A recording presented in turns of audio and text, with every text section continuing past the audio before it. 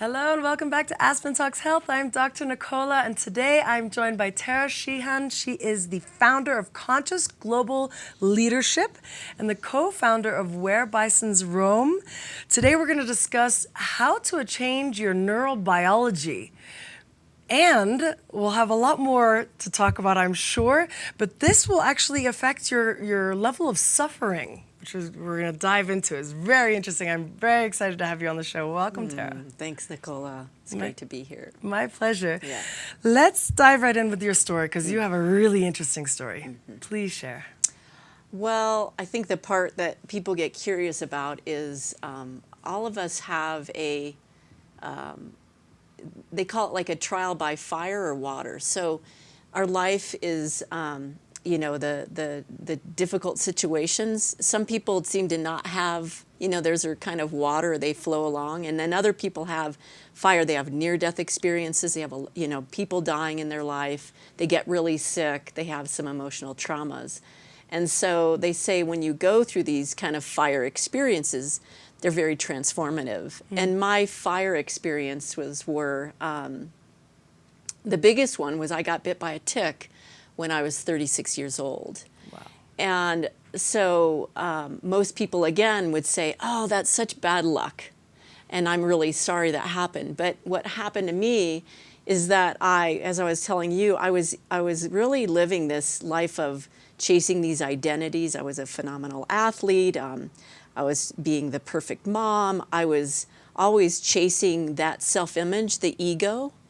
And I was kind of living in all these images. I didn't even understand what the ego is. But to me, the ego is, chasing these images, chasing everything besides just living in the present moment, trying to be the best. And so when I got bit by that tick, it took away my ability to walk. Wow. It took away my ability to think. I got kind of infected in my legs, my arms, my brain. And, a lot of people, when you talk about Lyme disease, the thing about that disease is it mimics a lot of other diseases. So you kind of go on a little bit of a ride with doctors, and they're trying to diagnose you, but they don't really know because you have like 100 symptoms. But basically what it did is it took away my doing. I was such a doer. Like I would, make dinner, and I'd take the kids out, and I'd go for a run, and I had this life that was just caught up in the doing. And then all of a sudden, it stilled me. And even though it was really painful, it brought me back to this present moment because I couldn't move. And so what was happening is it was kind of deconstructing these identities, because when I'm a super cook and I can't cook, and I'm super mom and I can't pick up my kids, and I'm a super athlete and I can't go for a run, and I'm a super wife because I run around and make sure that my husband had all his needs met, who am I? What am I? And so that was, I think that they call it like an existential crisis. Like, if I'm none of those identities, what am I? Right. And what I realized is, and there's an experience of, I went to a therapist and she said, what's the worst thing that can happen to you? And I said, well, death. And she said, but, what's before that? And I said, in a wheelchair. Because, I don't want to be in a wheelchair. I want to live a vibrant life. And to actually go there, to actually go towards dying, it was amazing, because I sat in a chair like it was a wheelchair. And all of a sudden, I did this TED Talk with my son about this story. I sat in that chair, and this wildest thing happened. This voice inside me said, oh, but I can be love. And I was like, what?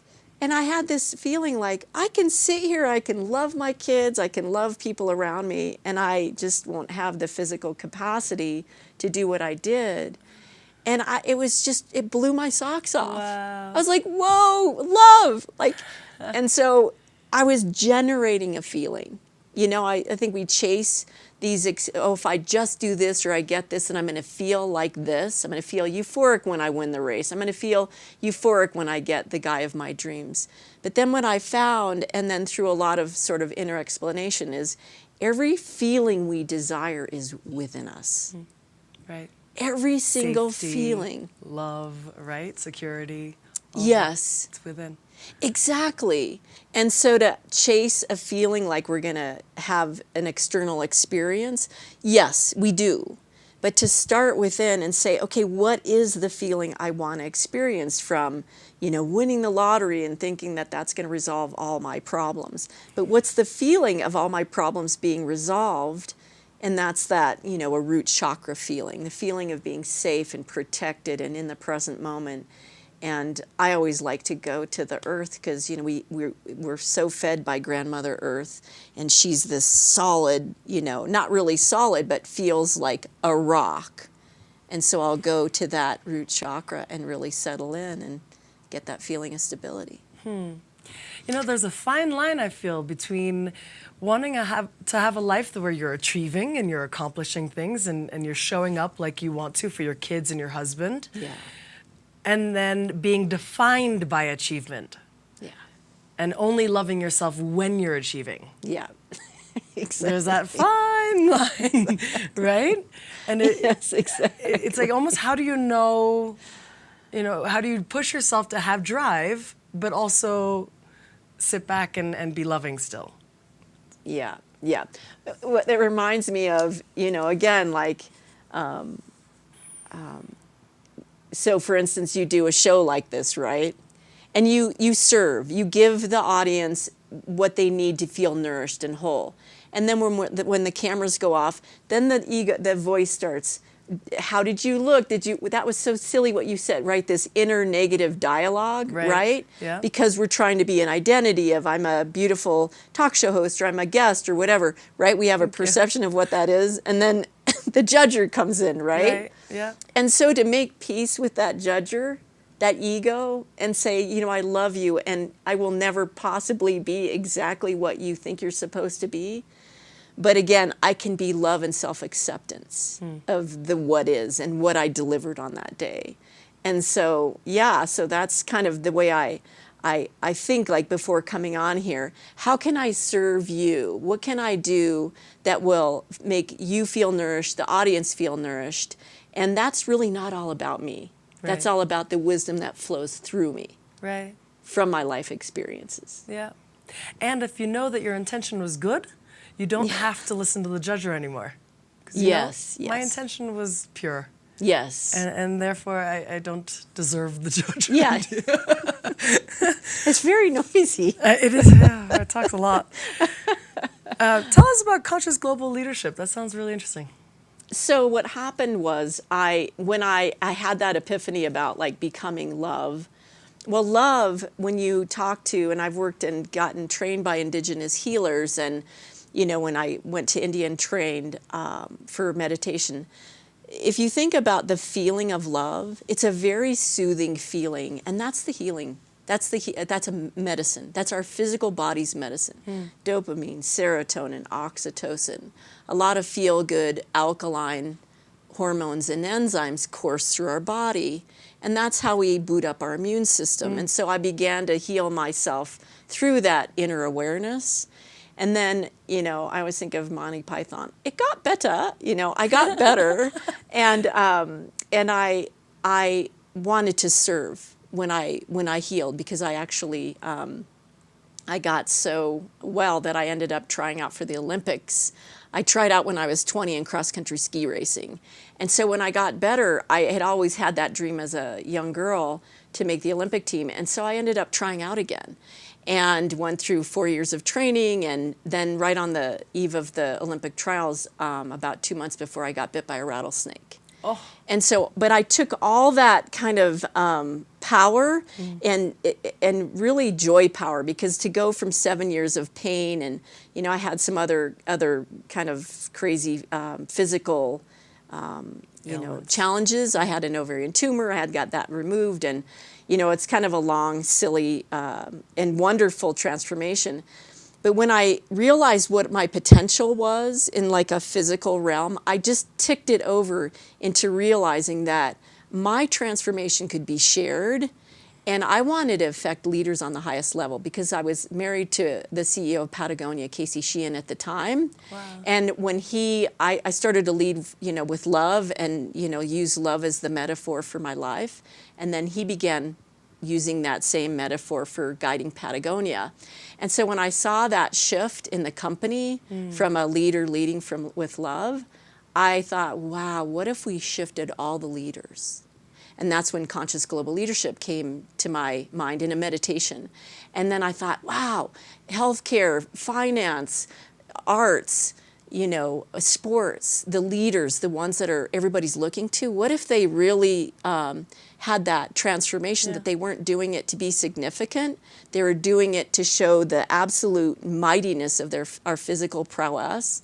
And then, how does that help kids get out of suicide and, addictions because they're, using something that's really fun. It's like a playground. And so I started Conscious Global Leadership with my former husband and my friend Luann Robinson-Hull, who lives here in Aspen. And she wrote the book, Happily Ever After Right Now. I've heard of the book. Yeah, she's right here. She's wonderful. And we launched it at the Aspen Institute in 2010. Beautiful. Yeah, so inviting leaders who want to make a shift. Oh, I love that. Wonderful. Yeah. Can you touch on some techniques that you use to heal yourself? So you healed yourself of Lyme. Is that possible, or do you always have remnants, or is it you can get rid of it altogether? I believe, I don't want to say, because for me, I got rid of it altogether. Wonderful. I did. And, I did. It's interesting because I took antibiotics early on, and it really had an energetic effect on me. And I think a lot of that was to actually surrender, because I just surrendered. And at that time, I was really ready to embrace all healing modalities because I used a lot of them. And so I did use antibiotics for a while, but they have a really hard effect on the system because they kill everything. Right. And so then I started working with a therapist who asked me to actually go inside and ask my cells, the infection that the tick gives you, why did you come into my body? What do you have to teach me? And when I began to make an ally with the bacteria, as though it was a medicine that stilled me enough to find that present moment, and also find the connection with nature, because when you can't walk very fast, you start beginning to notice the beauty of everything. It just forces you to do that. And so that's how I healed, is I just had an inner dialogue with my physical body. Wow. And the disease talked to me. That's and I made some incredible. massive life changes because of it. Such as? Yeah. Well, I like trying out for the Olympics. I decided, this has been my dream since I was young. And I kind of shelved it when I had kids, because you almost think, I can only do this. I can only be a mom. And I think that we have to balance our dharma, our life purpose, with the other things, because raising kids, it's a village, right? It's not just on one mom to do that. I think it really is about a village, so that we can express who we truly are inside. And so that Olympic dream came from really inquiring about, why are you here, Tara? What do you want to manifest? I love it. Yeah. I'm a strong believer that everything that happens to you is actually for you. And you just actually help trigger something in me, because I have type 1 diabetes. And so I'm going to take some time this evening and every day and ask, why, how is this serving me? I already have some answers, but it's a fascinating question just to ask and not try and answer and see what comes. That's right. And the thing about it is, it's got to do with your liver, your real vital organs. And so oftentimes, there can be a trauma from our childhood that we store in our physical body. Right. And I had one of those traumas when I was a teenager. And actually what happened was, and I tell it in a different way, is it was, my body was very, we want to have sex. Our body's got all these hormones. And I had a boy, and he was just a boy who I was dating, and, he wanted to have sex. And my conditioning was like, no, you don't do that. But, your body's like, yeah. And so in the time, there was a moment where he just, kind of forced himself on me because he's reading these signs, right? There's all this sexual energy, and I'm saying no. But your body's No, saying no. yes. Yeah, my body's saying yes, and I'm trying to stop it. Huh. And then in that moment, when that happened, things, it was initiated. I had so much confusion and shame that there's different.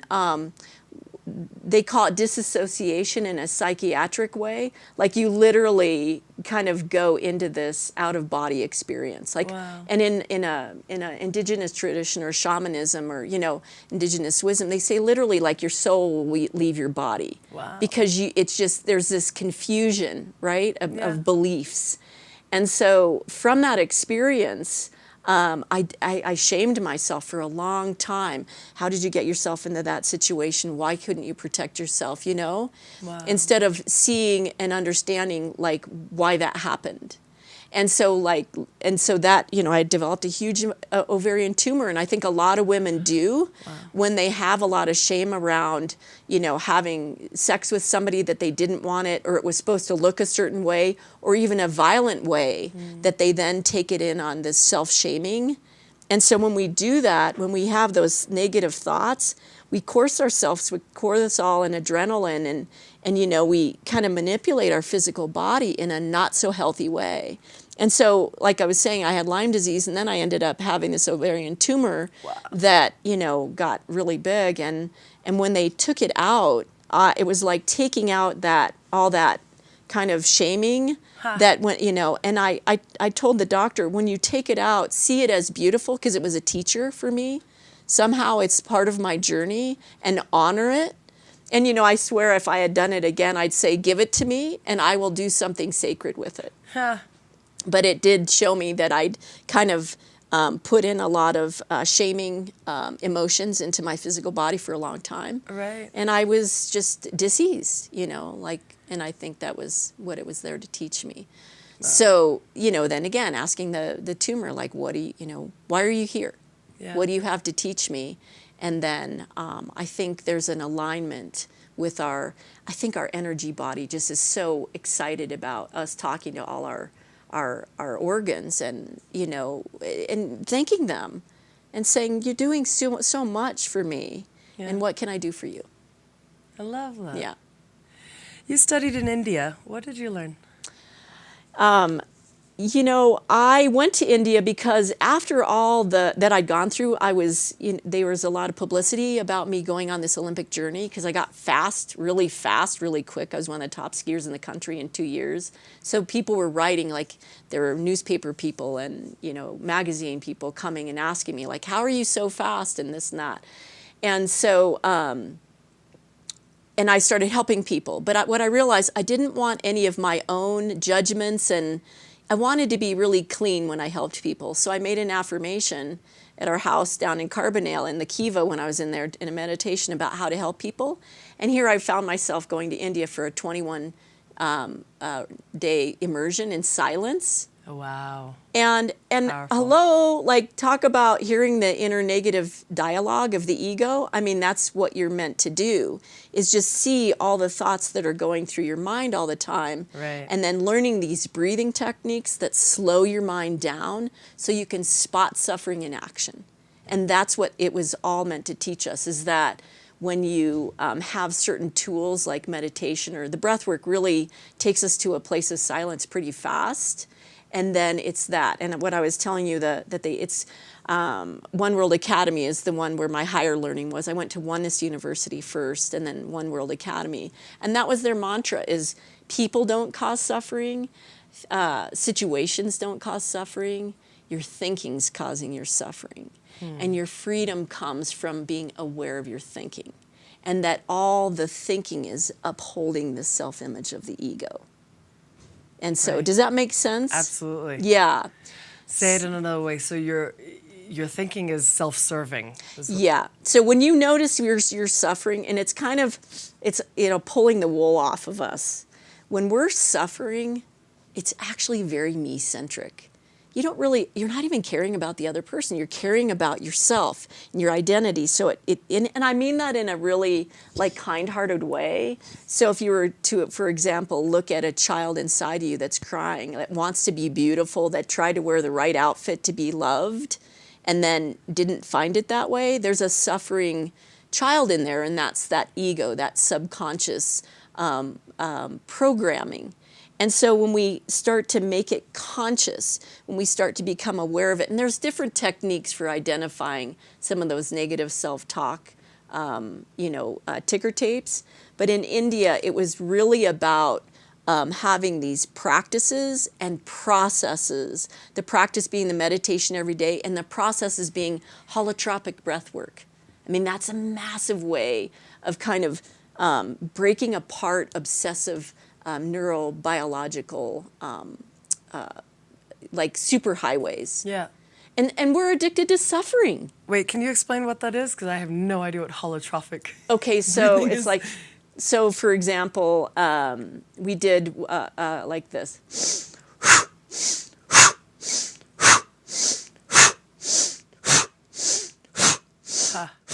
For a couple hours. A couple hours. Yeah. And that's a process. That's actually guided by very, very gifted facilitators. Okay. There's a shorter one called chaotic breathing. So you know how when we're nervous, we're always kind of upper chest. Yeah, short. Well, chaotic breathing almost calls it out. So it's like,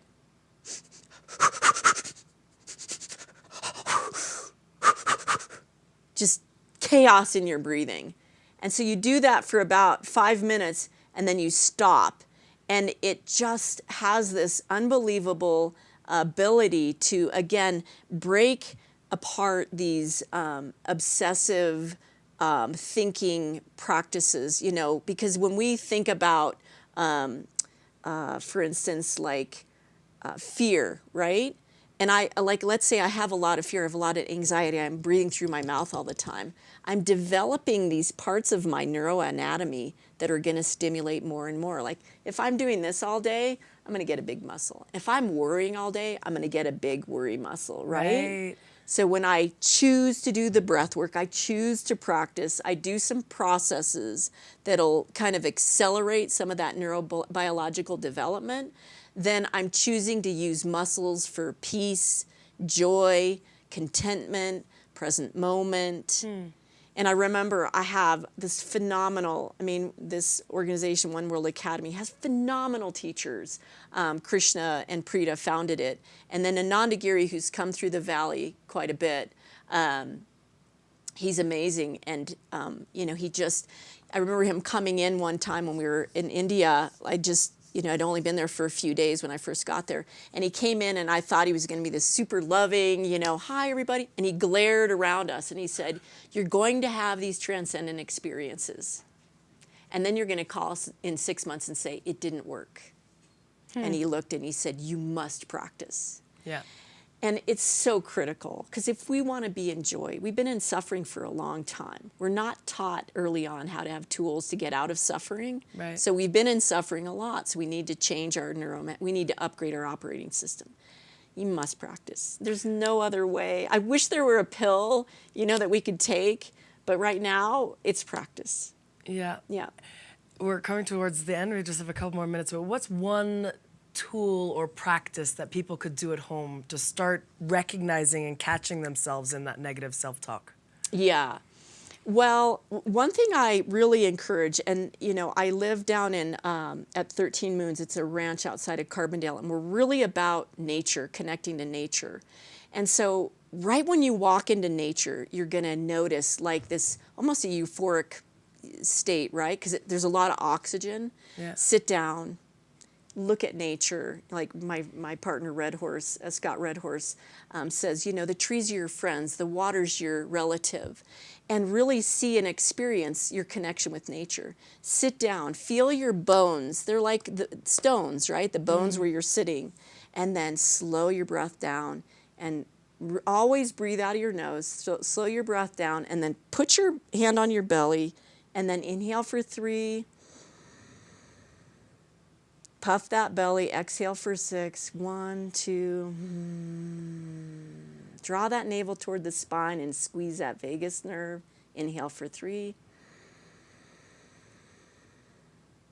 And exhale for 6. Yeah. And if you do that practice, inhale for 3, exhale for 6. I developed this breathe lab, these exercises, and that's like a breathe lab 3 to 6. Yeah. And you're going to change yourself instantly. Yeah. You'll start to notice when it comes in. Yeah.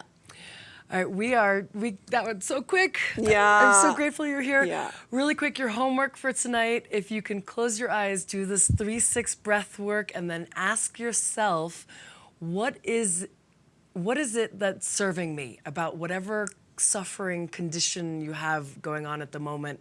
How is it in service to you? And then take some time to journal, okay? Oh. Thank you, Tara. Oh, I'm thank so you, Nicola. grateful. Yeah, so grateful. We'll put your contact up on aspentalkshealth.com so people can find your conscious global leadership. That sounds Beautiful. fantastic. Thank you so Wonderful. much. Thank Yay. you. Thanks for listening. Yeah. Thanks for tuning in.